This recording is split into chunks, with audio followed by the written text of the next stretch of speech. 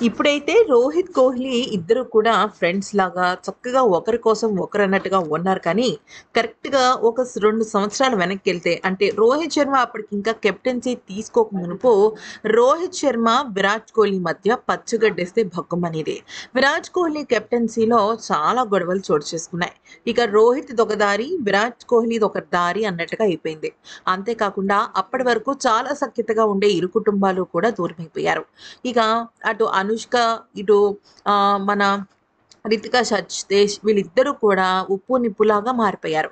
ఆ తర్వాత దాదాపుగా ఏడాదిన్నర, 2 ఏళ్ల పాటు వీళ్ళిద్దరి మధ్య కాదు, ఇరు కుటుంబాల మధ్య మాటలు లేవు. అయితే ఈ క్రమంలో ఏమైందంటే ఒక ఊహించని మలుపు జరిగింది. ఎప్పుడైతే రోహిత్ శర్మ కెప్టెన్సీ బాధ్యతలు తీసుకున్నాడో వాళ్ళ మధ్య మొత్తం అంతా కూడా అంటే మనస్పర్ధలు తొలగిపోయాయి. నిన్న మ్యాచ్‌లో ఏమైంది అంటే రితికా సచ్దేశ్ తన రెండో బాబు ఉన్నాడు కదా! అంటే రోహిత్ శర్మ రెండో బాబు ఉన్నాడు కదా! ఆ బాబు చాలా ఏడుస్తున్నాడనమాట. అంటే చంటి పిల్లాడు. కనీసం 1 ఇయర్ కూడా పూర్తి కాలేదు.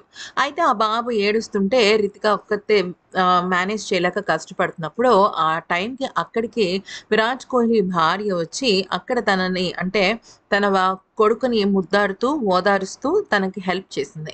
ఇది కాస్త సోషల్ మీడియాలో వైరల్ అయిపోయి ఎవర్రా చెప్పింది రోహిత్‌కి, కోహ్లీకి మధ్య గొడవలున్నాయని. చూడండి వాళ్ళిద్దరి ఫ్యామిలీస్‌లకి సంబంధించిన భార్యలు ఎంత హ్యాపీగా ఉన్నారో అంటూ వ్యాఖ్యానించడము జరిగింది. మరి ఈ వీడియో గనుక నచ్చితే లైక్ చేసి సబ్స్క్రైబ్ చేసుకోండి.